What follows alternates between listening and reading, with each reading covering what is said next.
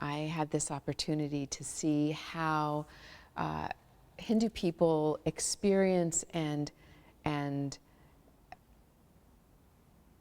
celebrate almost death, because they see it as an end and also a beginning, because of the whole concept of reincarnation, and also because they're always striving to break free of that cycle of reincarnation.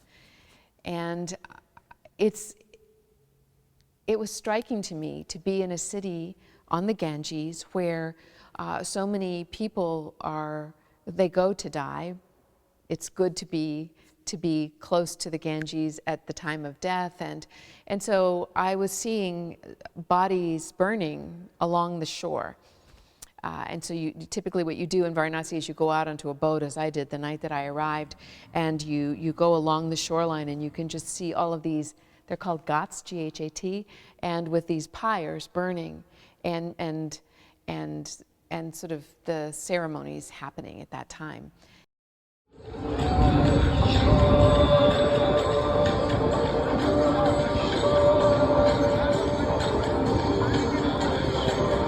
It's shocking for Western eyes. We're not used to seeing death so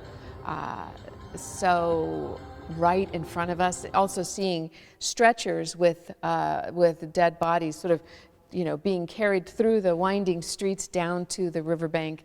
That was another surprising sight. And at the same time, I could also feel how very, very holy it is. People bathing in the Ganges, people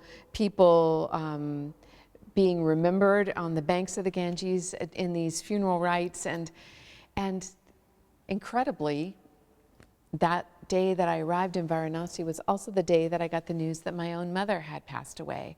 She was living in Kenya.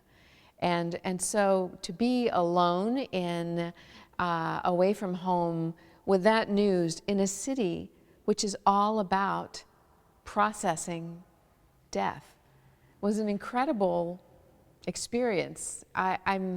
It was a shock at the time, and also I'm seeing it as an opportunity and a gift, because I was able to go out on the river that night, seeing all that was happening on the shoreline.